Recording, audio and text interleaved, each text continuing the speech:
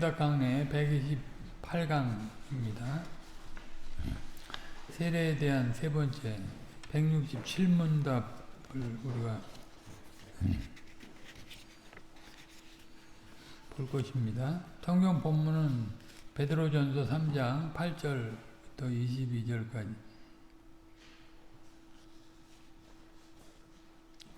제가 읽겠습니다.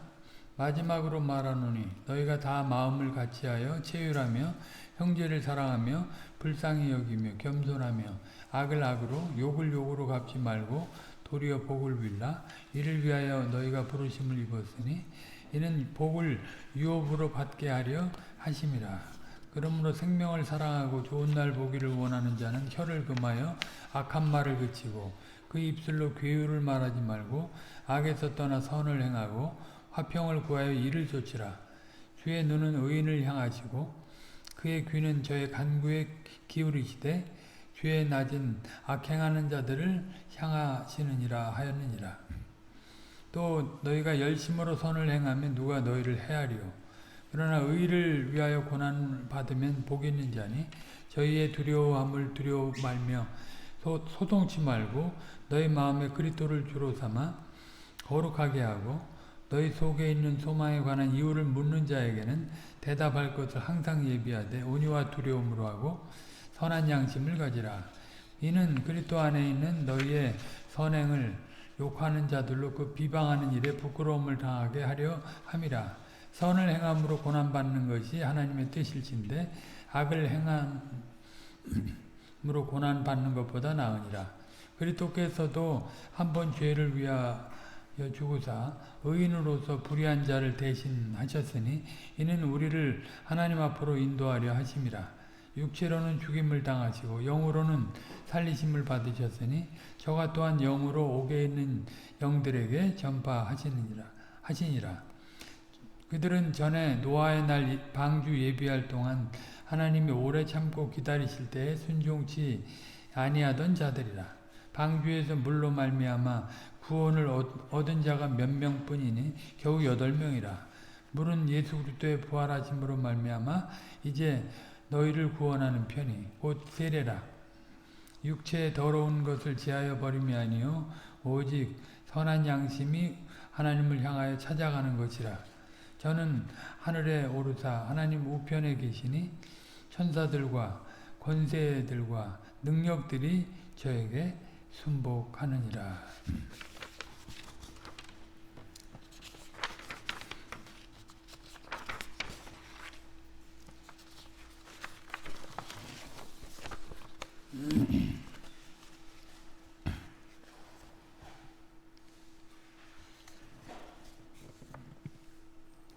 그 166문에서는 우리가 어떤 자가 이제 세례를 받을 수 있는가에 대해서 살펴봤습니다. 성인 신자로서 이제 예수 그리스도의 복음을 듣고 믿고 회개해서 주의 몸인 교회 연합되어서 살기를 원하는 자들, 그런 자들이 이제 언약 안에서 세례를 받고 교회에 들어올 수 있다 하는 것이고, 또 하나는 이제 언약 가정의 아이들, 양편이 됐든지 한편이 됐든지 언약 가정의 아이들이 이제 하나님의 세례에 참여할 수 있다. 그러니까 세례가 단순히 물 세례를 말하는 건 아니고요. 세례를 통해서 상징하는 것들이 많이 있는데 이제 그런 것들의 실제 안에 들어올 수 있다 하는 것입니다. 하나님은 이제 주권적인 구원을 이루어 가실 때 언약이라고 하는 방도를 세우셔서 이루어 가시는데, 하나님 대신 언약의 방도를 잘 순종해서 따라가야 하는 것이 굉장히 중요합니다.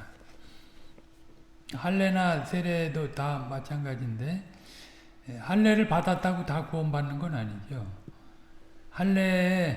할례가 이제 믿음으로 의롭다고 인친 다음에 할례를 행하게, 계명과 할례를 했는데 아브라함의 경우, 그러니까 그 믿음으로 의롭다함을 받은 자들이 이제 할례를 받았습니다.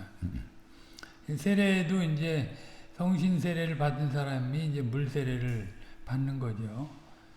그리고 그 성신 세례의 그 의미를 알고 참여한 사람들이 물 세례를 받았을 때 그 물 세례의 표와 인이 되는 유익을 다 누릴 수 있는 것이죠.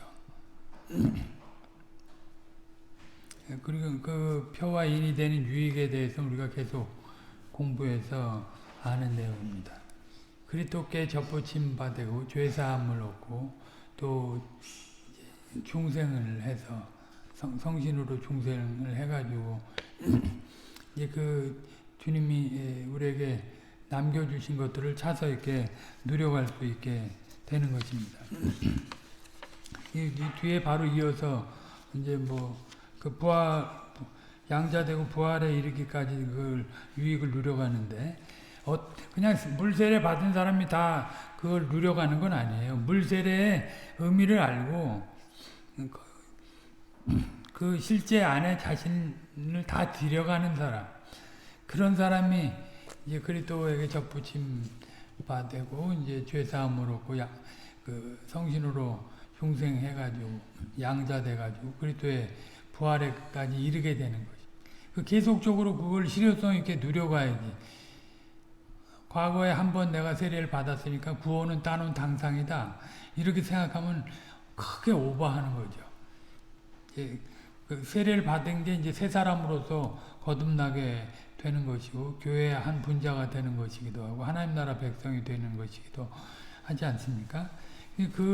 그 안에서 이제 그 충만한 상태로까지 그리스도의 장성한 분량이 충만한 데까지 나아가야 하는 거죠. 그건 그리스도의 생명을 가진 사람들은 그 실효성 있는 유익을 다 누려가게 돼 있어요.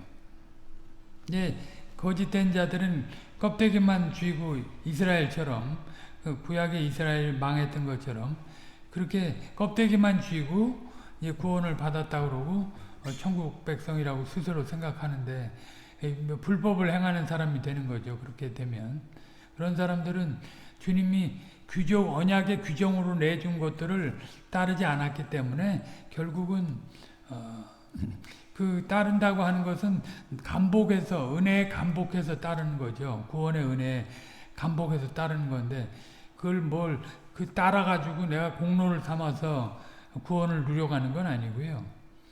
그리스도의 생명이 있는 사람은 아버지의 그 목표, 구원, 계획, 거기에 부복하고 살아가고 그리스도의 생명이 있는 사람은 성신의 인도를 말씀과 성신의 인도를 쫓아서 그 완성의 자리까지 나가는 겁니다. 세례는 한 번의 그 과정으로 끝나는 게 아니에요. 계속 그 칼빈도 그런 얘기했어요. 회개의 세례는 평생 누려가는 거라고. 예. 하나님의 허락하신 시공간 속에서 그거를 옛사람을 부인하고 새사람을 힘입어가는 사람으로 날마다 죽는 삶, 그리스도 안에서 날마다 새로 의를 입어가는 삶, 법정적으로는 죄사함을 받고 의롭다함을 받았지만 그것을 날마다 이루어가는 삶, 그게 있어야지. 그게 이제 세례를 실효성 있게 누려가는 겁니다.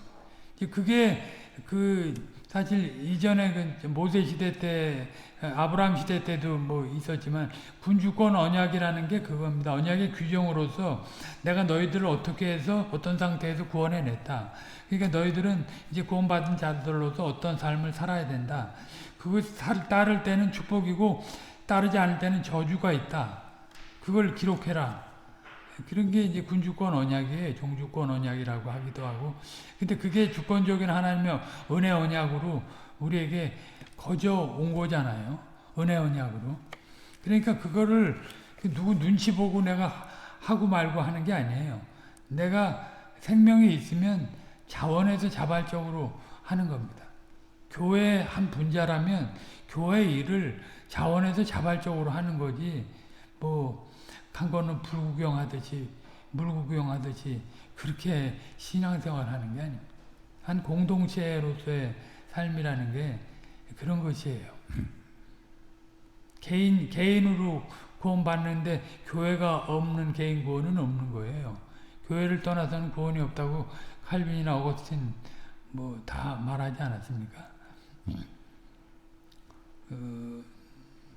아무튼 그런 자들이 이제 세례를 받고 그렇게 교회 안에 들어올 수 있는 사람들, 그런 사람들 성인 진짜 회개하고 예수 믿은 사람들, 그런 사람들 또 언약의 가정에서 태어난 사람들, 그런 사람들이 계속 그 세례를 실효성 있게 누려가는 게 어떻게 하냐? 여기 보면 이제 딱 두 마디로 얘기하자면 옛사람을 벗고 새사람을 입어가는 거예요. 그 개인적으로가 아니라 교회 아로서 그걸 하는 거죠. 교회 머리 대신 교회에 연합되는 관계를 이루는 거잖아요. 세례를 받으면. 그럼 연합의 성격을 그 삶의 행보에서 나타내야지. 교회적 행보에서. 그러니까 뭐 목사하고 직분자들만 그 일을 하는 게 아니고 모든 사람들이 다 그 일에 함께 참여하는 겁니다. 나중에 이제 핑계할 수가 없어요. 그렇게 명백하게 주님이 우리에게 가르쳐 주셨기 때문에 그거 뭐 나중에 한번 봐달라고 뭐 두들기고 아무리 뭐 열어달라고 아무리 해도 안 됩니다. 그 좁은 길 좁은 문으로 스스로 자원해서 그 길을 취해가는 건데 아무튼 오늘은 세례의 그 효력에 대해서 보도록 합니다. 167문답 같이 읽겠습니다. 우리가 어떻게 우리의 세례를 계속 효력 있게 할 수 있습니까? 우리가 평생토록 우리의 세례를 계속 효력 있도록 해야 할 의무가 절실하 할지라도 이 의무를 매우 소홀하게 대할 수 있는데 특별히 시험 받을 때 다른 사람에게 세례가 시행되는 자리에 참석할 때 그렇습니다.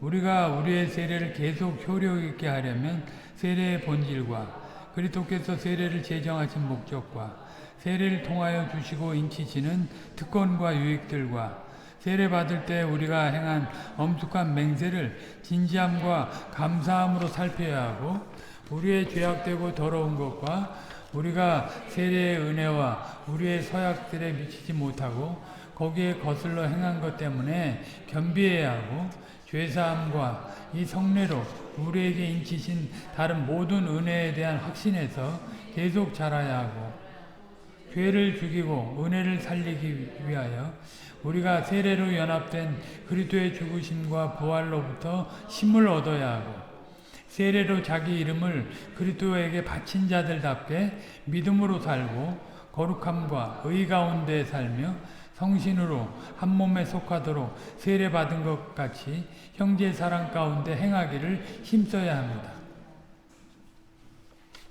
세례를 계속 효력 있게 해야 될 의무. 이게 부정적으로는 옛사람을 벗어버리는 거고요. 긍정적으로는 새 사람을 입어가는 거예요. 이걸 이렇게 아주 잘잘하게 쪼개서 우리가 잘 이해할 수 있도록 이렇게 정리해 놓은 거죠. 우리 믿음의 선진들이. 예수 믿으면 뭐 다 구원받지 뭐 그렇게 아무리 주장을 해도 그 말은 그 말이 진짜 맞으려면 우리에게 이렇게 제시된 믿음의 선진들에 의해서 우리의 유산으로 제시된 이런 것들이 과연 그런가 살펴봐야 돼요. 그건 선진들의 환경에서 그렇게 한 거지 우리는 뭐 사랑의 하나님이신데 그냥 우리가 이렇게 예수 믿고 잘 살면 따뜻하게 대해주고 그렇게 하면 다 구원 받는 거지 이런 식으로 생각하면 오산입니다. 그 로마서에 우리가 지난 시간에 살폈는데 인자와 어미를 보라고 인자만 있는 게 아닙니다. 어미가 있는 거예요. 하나님의 어미가. 아들을 내어주시기까지 사랑하신 그 사랑을 거부한 그 죄는 아무리 작은 죄라고 해도 지옥의 가운데 들어갈 만한 죄라 이 말이에요. 아무리 작은 죄라도.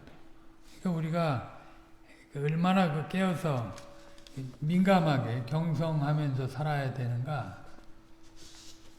이게 이제 죄로 무뎌진 사람들은 뭐가 죄인지도 몰라요. 수치를 모르는 거예요. 제일 안타까운 게 뭡니까? 수치를 당하면서도 수치를 모르는 거. 그게 하나님의 백성으로서 살지 않는 것으로 인해서 수치를 당하는데 그 수치를 당하면서도 수치를 모르는 거. 그게 제일 불쌍한 거죠. 첫 번째, 우리의 세례를 계속 효력 있게 해야 할 의무가 절실하다. 그 세례의 유익들, 세례가 표하고 인치는 유익들, 아까도 말씀드렸는데 여기 5가지가 나와 있습니다. 세례의 유익은 그리스도를 믿는 시초부터 그리스도 다시 오시는 날까지 우리에게 필요한 은혜, 곧 죄사함 받는 것에서부터 그리스도와 같아지는 것까지를 망라합니다. 그처럼 우리에게 필요한 모든 유익들은 그리스도에게 접붙여짐, 그리스도와 연합됨에서 나옵니다.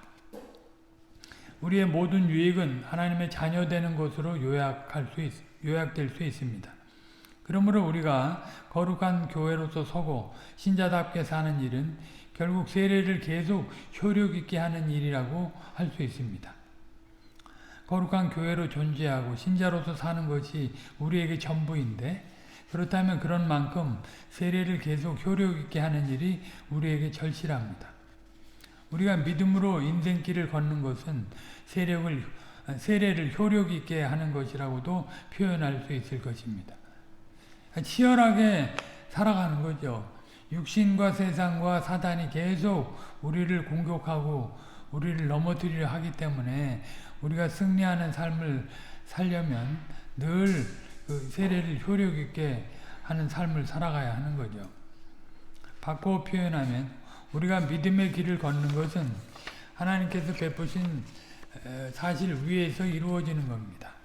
하나님께서 아무것도 아닌 나에게 세례를 베풀어 자기 백성을 삼아주신 그 뜻이 얼마나 깊고 넓은지 하나님의 말씀에서 계속 깨달아서 세례로 표하고 인쳐주신 유익을 일상에서 계속 맛보고 나가야 합니다. 주님과 진짜 하나가 된 존재로 살아가나? 주님의 죄사함을 받은 존재로 살아가나? 예? 주님의 그 성신으로 중생한 자로 살아가나? 예? 또 주님의 양자로서 된 것을 살아가나? 그 양자로서의 품위와 품격에 맞게 살아가나? 또 주님의 부활을 진짜 소망하고 살아가나?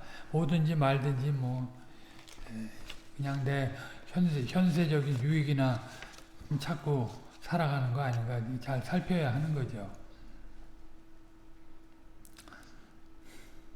두 번째, 우리가 이 의무를 소홀하게 대할 때가 있습니다. 이 의무는 세례가 일생에 한 번 받는 사실과 관련해서 우리에게 절실합니다. 성찬은 매년 여러 차례 시행되는 반면에 세례는 태어날 때 혹은 그리스도를 믿고 순종하겠다고 고백할 때 딱 한 번 받는 거죠. 제세례파들은 뭐 2번, 3번 뭐 받지만 개혁파에서는 딱 한 번 받습니다. 앞서 생각한 대로 세례의 유익이 신자의 삶 전체를 포괄하는데도 한 번 받는다는 바로 그 사실 때문에 세례 받는 그 시점에 효력이 있고 그 후로는 별로 상관이 없는 것처럼 생각할 수도 있을 것입니다. 요컨대 이 절실한 의무를 우리가 소홀히 대할 수가 있다는 거죠. 우리의 그 고백사는 2가지를 언급하는데 첫째는 우리가 특별히 시험 받을 때라고 하는 것입니다. 시험 받으면 이제 내가 해야 될 책임을 소홀히 하게 된다 이 말이죠. 골로새서 2장 11절로 12절 또 그 안에서 너희가 손으로 하지 아니한 할례를 받았으니 곧 육적 몸을 벗는 것이요 그리스도의 할례니라. 너희가 세례로 그리스도와 함께 장사한 바 되고 또 죽은 자들 가운데서 그를 일으키신 하나님의 역사를 믿음으로 말미암아 그 안에서 함께 일으키심을 받았느니라. 세례를 이제 또 할례와 비유해 가지고 표현을 했습니다. 사도가 할례와 관련해서 세례의 의미를 교훈하는 이유는 골로새 교회를 공격하는 거짓 선생들 때문입니다. 우리는 이 거짓 선생들이 누구인지, 그들이 퍼뜨리는 거짓 교훈이 무엇인지 정확하게는 알 수 없습니다만, 이들이 철학과 헛된 속임수로 노력하는 이들이고, 사람의 유전과 세상의 초등학문을 좇고 그리스도를 좇지 아니하는 이들이라는 사실은 분명합니다. 사도는 골로새 교회가 처음 복음을 받았을 때와 마찬가지로 그리스도를 쫓아가고 거짓 선생들의 거짓 주장을 쫓아가지 아니하도록 지금 할례와 세례의 의미를 다시금 교훈하는 것입니다.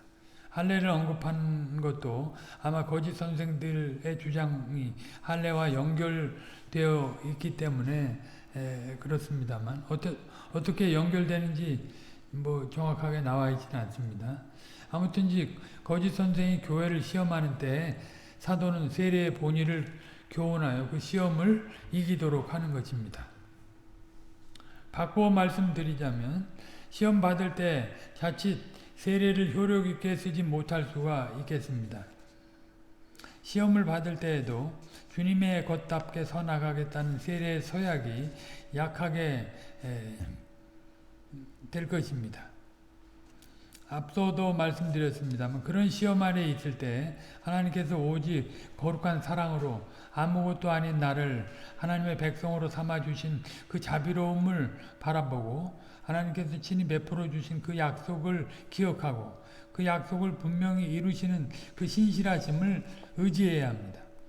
우리가 세례 받은 이유는 우리 자신에게 있지 아니하고 오직 자비하시고 신실하신 하나님께 있습니다. 그 기쁘신 뜻 안에서 선택하시고 언약하신 그 사랑에 있는 거잖아요.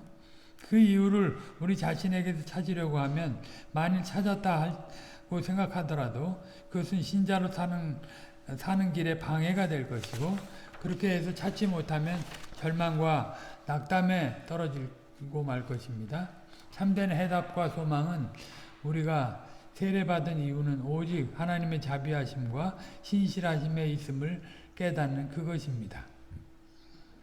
우리가 세례의 의무를 소홀히 대하는 또 한 가지 경우는 다른 사람이 세례받는 자리에 참석할 때입니다. 무엇보다 다른 사람이 세례받는 자리에 함께 참석한 고귀한 의미를 망각하기 때문에 세례의 의무를 소홀히 대하게 되는 것입니다. 그냥 통과 의례로 생각하고 누가 또 교회에 가입하네 이런 식으로 이제 가볍게 값싸게 여기고 대할 때 이제 그 소홀히 할 수 있다. 세례를 실효성 있게 계속 누려가지 못하게 될 수 있다. 세례는 그리스도께서 주님의 교회에 세우신 거룩한 예식입니다. 이 세례가 주님이 제정하신 대로 정당하게 시행될 때 우리 주님은 거기에 참석한 모든 사람 앞에 은혜 언약의 고귀한 내용들을 보여주시고 언약의 약속들이 주님을 믿는 이들에게 틀림없이 이루어질 것을 인쳐주십니다. 세례 현장에서 우리가 그런 것들을 경험하는 거 아닙니까? 세례받는 그 사람만 아니라 그 자리에 참여한 모든 언약 백성에게도 세례는 은혜의 방도로 작용하는 것입니다.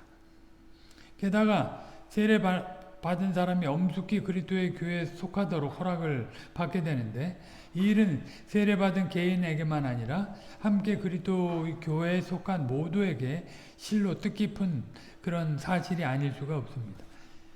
이게 천군 만마를 얻은 것과 같은 그런 느낌이 있는 거죠. 한 사람이 세례를 받고 교회에 들어온다. 하나님의 일하심이 지금도 계속되고 있다는 것을 확인하니까 얼마나 그게 참 즐겁고 기쁜 일입니까? 근데 그거를 통과 의례로 생각하고 있는 사람들은 이 세례를 실효성 있게 못 누려요. 오히려 그 의미를 희석시키고 깎아먹고 앉아있는 거죠. 외모로 딱 보고 저 사람 세례 받을 만한 사람인가? 이제 판단하고. 그러니까 그 주님이 아까도 이신칭의에 대해서 말씀했는데 이신칭의를 내리신 것은 우리에게 조건이 없어요. 하나님 안에서만 있습니다. 그걸 보고 우리가 그 예수를 믿고 나오는 자들을 참 쌍수를 들어서 환영하고 참 축하하고 해야 되는 것 아닙니까? 진심으로. 그것이 이제 세례를 실효성 있게 하는 거죠.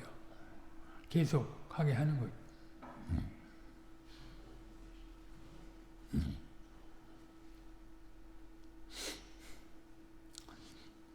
아무튼 이게 뭐 한 사람이 세례 받는 것, 교회에 가입하는 것은 어마어마한 일입니다.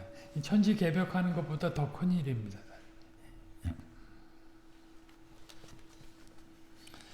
그 다음에 세 번째, 우리의 세례를 계속 효력 있게 하기 위해서 우리가 힘써야 될 것이 무엇인지. 이제 부정적인 경우를 봤는데 이제 긍정적으로 누려가야 될 것들 위주로 많이 나옵니다. 첫째는 세례의 본질, 세례 제정의 목적, 세례를 통한 유익들, 세례식의 맹세들을 살피는 것입니다. 세례의 본질과 그리스도께서 세례를 제정하신 목적과 세례를 통하여 주시고 인치시는 특권과 유익들과 세례 받을 때 우리가 행한 엄숙한 맹세를 진지함과 감사함으로 살펴야 하고, 그러니까 뭐 통과 의례로 그냥 자기가 그 자격을 받았으니까 그 정도로 생각하고 축하하는 게 아니고요. 내가 진짜 옛사람을 벗고 새사람으로서 살기를 소원했지, 그걸 다시 한번 되새기는 거예요.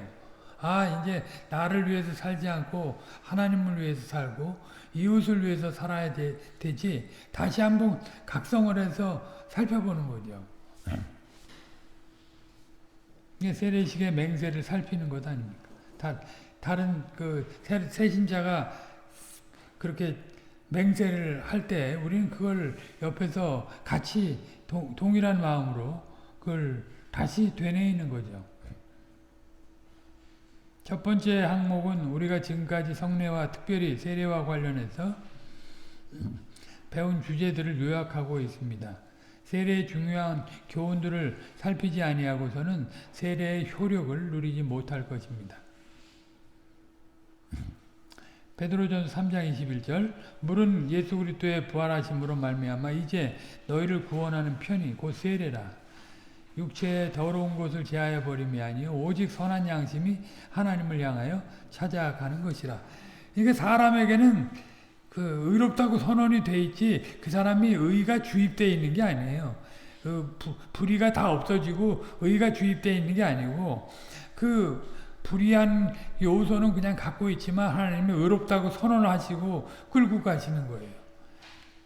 그러니까 그걸 보고 내가 나같이 부패하고 연약한 자도 위로를 얻는 거 아닙니까? 그거 가지고 판단 어떻게 합니까? 아까 오전에도 얘기했지만 그런 사람들은 알미니안의 교회를 가야 돼요. 알미니안 교회 학교를 가야 됩니다. 칼빈주의 학교에 오면 안 돼요.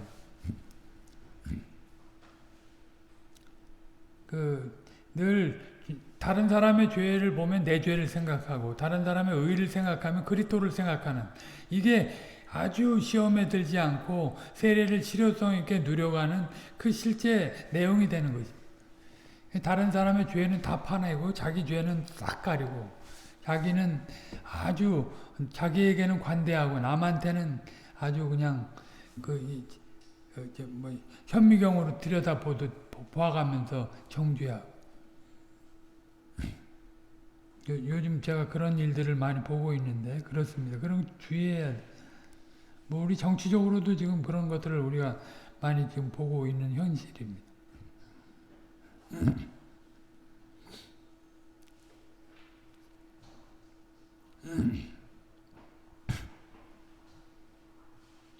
세례는 예수 그리스도의 부활하심으로 말미암아 우리를 구원하는 표입니다. 그저 육체의 더러운 것을 제하는 그런 외형적인 것이 아니라 그리스도를 통하여 하나님을 가까이 하는 구원을 위하여 우리가 세례를 받았습니다. 구원 자체를 위해서 세례를 받는 게 아니라 그리스도와 같이 되도록 하기 위한 거죠. 이런 근본적인 뜻을 늘 마음에 새기지 않고서는 세례를 통한 유익을 얻지 못할 것이고, 세례식에서 맹세한 그 엄숙한 약속을 지키지 못할 것입니다. 둘째로는 우리의 죄와 연약함을 늘 기억하고 겸손한 태도를 취하는 것입니다. 이게 자신을 늘 봐야 돼요. 아까도 갈라디아서 6장 1절 말씀처럼 다른 사람의 죄를 보면 나를 살피는 게 먼저인 거죠. 항상. 그게 그래야 겸손한 태도가 되는 거죠. 자기는 안 그런 것처럼, 자기는 잘나서 예수 믿는 것처럼, 자기는 그 정도는 아니라고 생각하면 이게 이제 알미니안들이에요.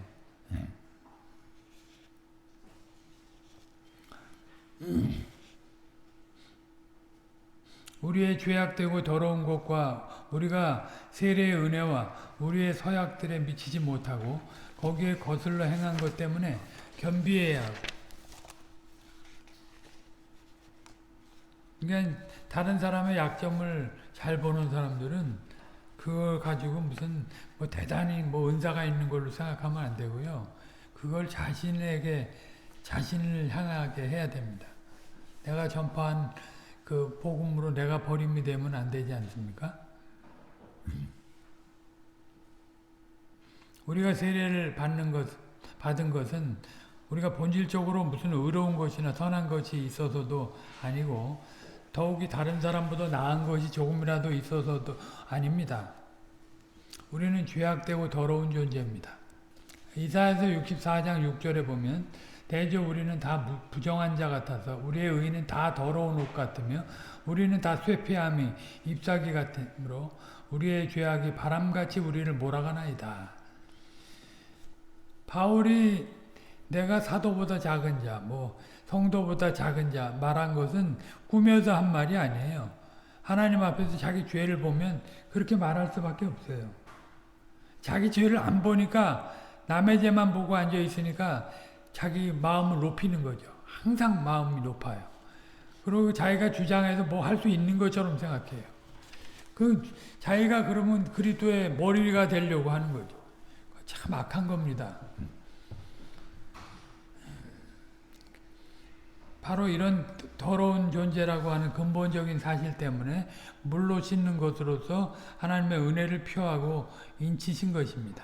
마치 우리가 물로 씻어 몸의 더러운 것을 제거하듯이 물로 씻는 세례는 그리스도의 보혈로 우리의 죄악되고 더러운 것을 제거해 주시는 것을 표하고 인칩니다. 이런 사실 앞에서 우리가 겸손하지 않을 수가 없습니다.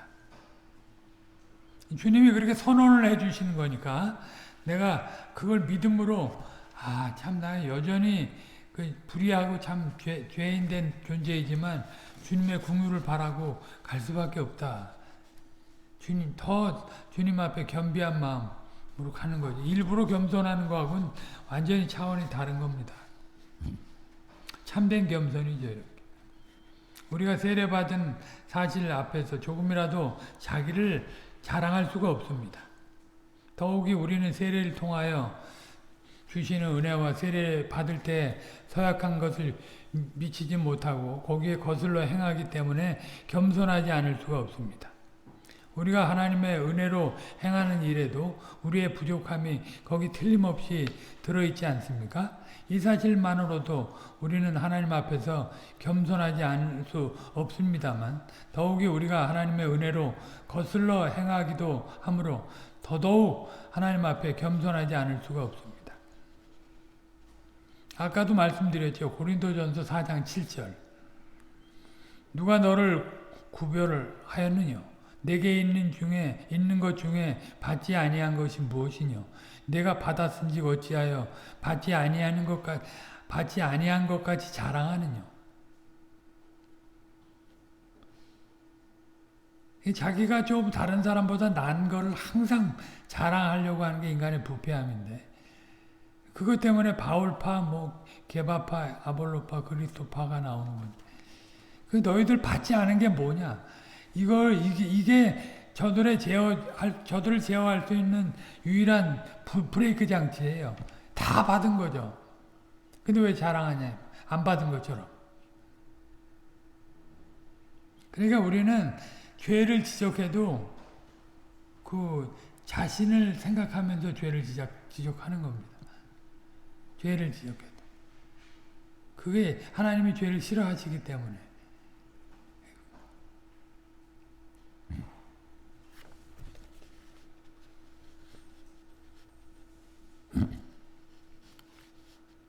무릇 겸손하지 아니하면 하나님께서 함께 하시지 않습니다.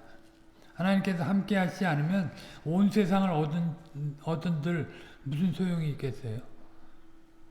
그처럼 겸손하지 아니하면 도무지 하나님의 뜻을 이룰 수가 없습니다. 참된 겸손은 오직 그리스도의 마음에서 나오는 것 아닙니까?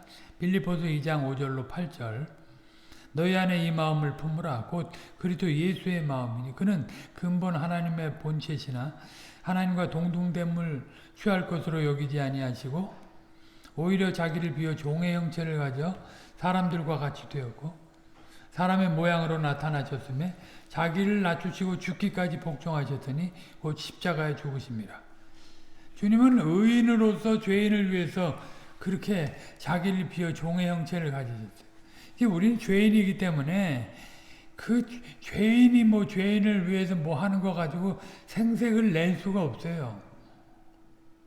주님도 생색을 안 내셨는데 아버지 앞에서 약속한 걸 이루기 위해서 목숨을 다 하셨는데 겸손이 뭔지를 알아야 돼요. 겸손이 뭔지를 알아요. 겸손하지 않은 사람들은 항상 상대적으로 자기를 잘난 척합니다. 자기가 다 주장하고 제어해서 할 수 있는 거죠. 교회도 자기가 세울 수 있는 것처럼. 예. 교회를 자기가 지킬 수 있지 생각한. 그거 얼마나 악한 겁니까? 그리스도를 참으로 믿는 사람은 그리스도의 마음을 품는데 그리스도의 마음을 품는 사람은 하나님의 뜻에 온전히 순종하는 겸손의 태도를 반드시 취하게 될 것입니다. 우리의 세례가 효력 있게 되려면 셋째, 우리가 죄사함이나 다른 은혜에 대한 확신에서 계속 자라가야 합니다. 한 번 죄사함 받은 걸로 끝나는 게 아니라 과연 그렇다 하는 것을 생활 속에서 계속 확인하고 가야죠. 로마서 5장 1절로 2절 그러므로 우리가 믿음으로 의롭다 하심을 얻었은즉 우리 주 예수 그리스도로 말미암아 하나님으로 더불어 화평을 누리자. 또한 그로 말미암아 우리가 믿음으로 서 있는 이 은혜에 들어감을 얻었으며 하나님의 영광을 바라고 즐거워하느니라. 믿음으로 의롭다 하심을 얻었으면 그리스도로 말미암아 하나님과 화평한 가운데 계속해서 서 나가야 됩니다. 5장 1절은 하나님으로 더불어 화평을 누리자고도 번역할 수 있고 화평을 누리고 있느니라 라고 번역할 수도 있습니다. 죄로 말미암아 하나님과 우리 사이가 멀어졌는데 그리스도의 십자가로 우리가 우리 죄를 도말하신 까닭에 주님께서 도말하신 까닭에 우리가 하나님과 화평을 누리게 되는 것입니다. 이 은혜가 얼마나 크고 복스러운지를 아는 신자라면 죄를 범하여 하나님을 노여워하게 하시는 것이 얼마나 죽기보다 싫은 일인가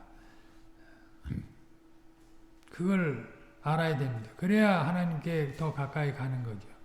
자전거를 타고 넘어지지 않으려면 계속 자전거 페달을 밟고 앞으로 나아가야 하는 것처럼 우리는 계속 하나님과 화평한 가운데 전진해야 합니다. 오직 전진해야 넘어지지 아니합니다. 우리가 육신의 부활에 이를 때까지 계속 전진해야 합니다. 2절에 하나님의 영광을 바란다 하는 말이 바로 그것입니다. 하나님의 영광을 바라는 마음은 지금 하나님과 더불어 화평을 누리는 것이 한편으로는 좋으면서도 다른 한편으로 부족함을 느끼기 때문입니다.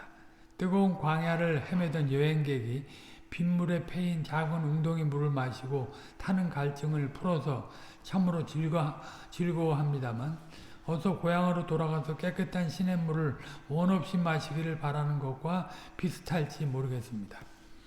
지금도 우리가 예배에서 하나님의 영광을 배웠고 우리 마음이 즐거움을 얻습니다만 그와 동시에 장차 그리스도와 같아져서 그 충만한 영광을 배웠고 영원한 즐거움에 나아가기를 바라게 되는 것입니다.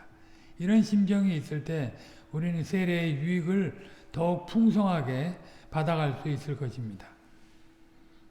넷째로 죄를 죽이고 은혜를 살리기 위해서 그리스도의 죽으심과 부활로부터 힘을 얻어야만 우리가 세례를 계속 효력 있게 할 수 있습니다. 우리가 세례를 받아 하나님의 백성이 되었는데 하나님 백성답게 살려면 한편으로는 죄를 죽이고 다른 한편으로 은혜가 활발해야 합니다. 다른 말로 하면 옛사람이 죽고 새사람으로 사는 것입니다. 옛사람이 죽은 사람은 죄를 마음으로 슬퍼하고 미워하고 죄를 피합니다.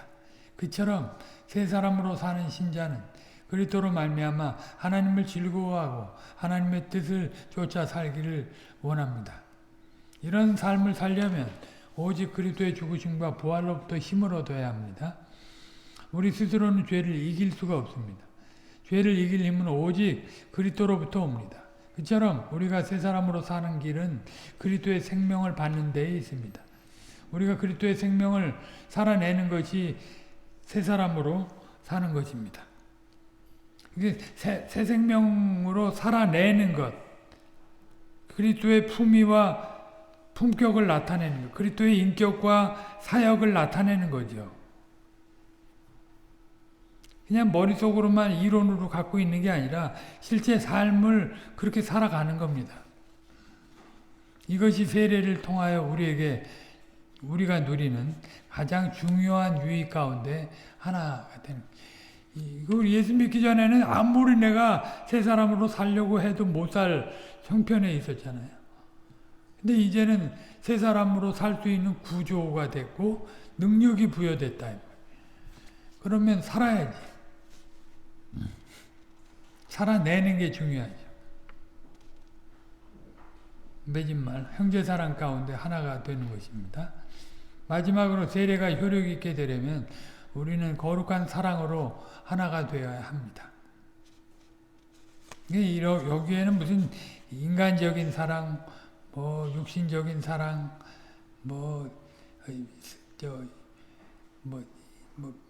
여러 가지 있잖아요.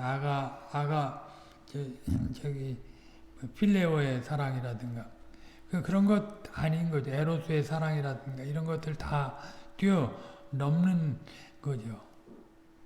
사실 아가페의 사랑은 그렇게 분류를 한 거지만 철학에서 실제 그 주님이 위로부터 준 사랑이 그 전적인 하나님의 무상으로 주어지는 거저되는 사랑이죠. 창조주가 피조물을 위해서 사랑한 그 사랑이죠. 단순히 정신적인 플라토닉 러브와 같은 것이 아닙니다. 여러분. 세례로 자기 이름을 그리스도에게 바친 자들답게 믿음으로 살고 거룩함과 의 가운데 살며 한 성신으로 한 몸에 속하도록 세례받은 것 같이 형제사랑 가운데 행하기를 힘써야 합니다. 요한일서에 보면 그리스도가 우리를 위해서 죽은 것 같이 우리가 형제를 위해서 기꺼이 죽어야 된다. 그래야 하나님과 사귐이 있다. 빛 대신 의 대신 하나님과 사귐이 있다는 거예요. 요만큼도 손해보기 싫어하고 누추해지는 게 싫어하고 그러면 그 형제사랑은 아예 꿈도 못 꿉니다.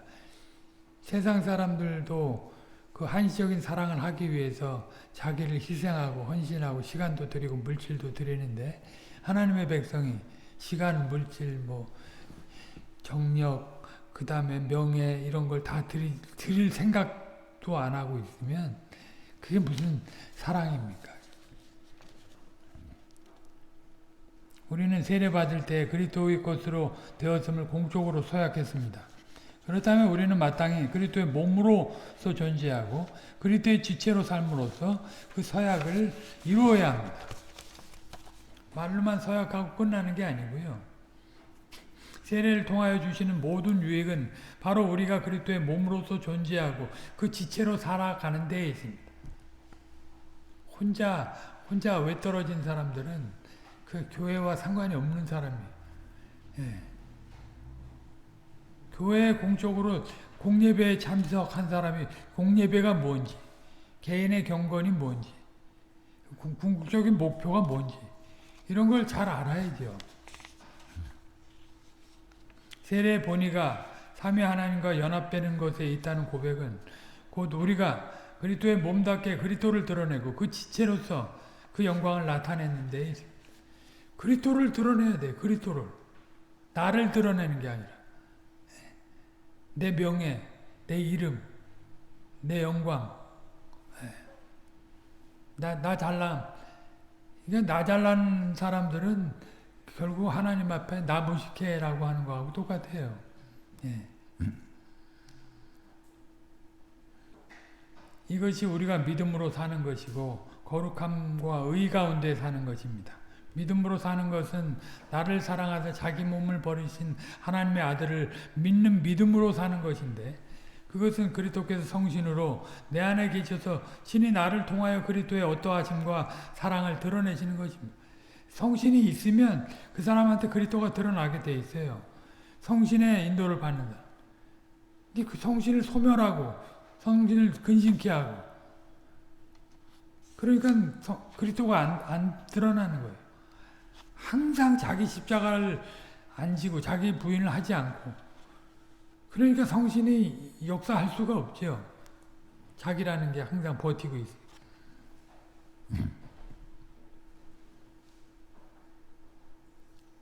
그처럼 우리의 거룩함과 의는 오직 그리스도를 드러내는 데 있고 그리스도를 통하여 하나님을 가까이하며 하나님의 뜻을 이루는 데 있습니다. 이 모든 내용이 결국 우리가 그리스도의 몸답게 거룩한 사랑 가운데서 머리이신 주님에게로 서나가는 그것입니다. 개체들이 다 독립적으로 주님과 주님의 지체로서 여기 소통하고 그 개체들이 주님과 소통해서 얻은 힘을 가지고 지체들과 그 힘을 서로 나누는 거예요.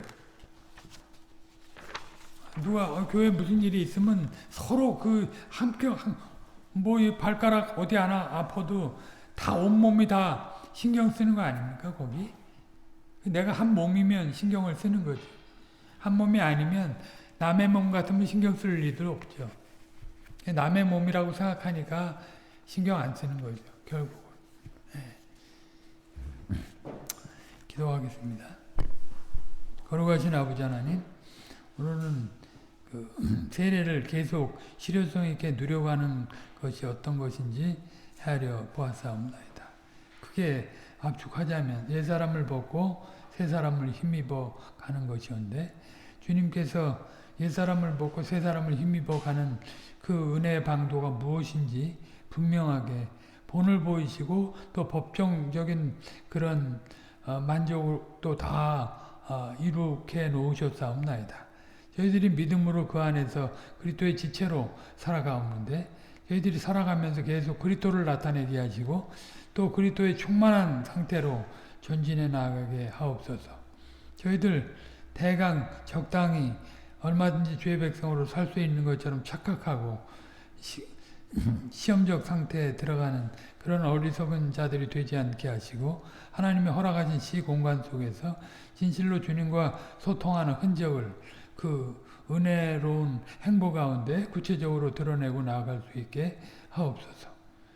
주님께서 말씀과 성신으로 함께 하셔야만 저희들은 그리스도의 지체로서 세례를 실효성 있게 누려가게 될 줄 아옵나이다. 세례를 통해서 그 표와 인으로서 유익을 누리는 것들이 명백하고 또 그리스도와의 연합으로 인해서 나타나는 그런 결과들이 확연히 우리 앞에 있을진데 그것이 나한테 경험되지 않았다는 그거 하나 때문에 그걸 멀리하고 함부로 하고 홀대하고 소홀히 하고 살아가는 그런 어리석은 자들이 되지 않게 하옵소서. 가장 작은 자에게 그런 일이 나타났다고 할지라도 하나님의 크신 역사로 보고 여기에 하나님께 영광을 돌리며 그 빛을 보고 나아가는 주님의 그 거룩한 백성들이 다 되게 하옵소서. 주님이 부르시는 날까지 저희들 늘 겸손한 마음으로 살아가게 하시고 주께서 주시지 않으면 아무것도 할 수 없다는 그런 고백을 과연 그 고백이 진짜라고 하는 사실을 삶의 행보 가운데 구체적으로 드러내고 나아갈 수 있게 하옵소서. 모든 걸 주께 의탁드리고 감사드리며 우리 구주 예수 그리스도의 이름으로 기도하옵나이다. 아멘.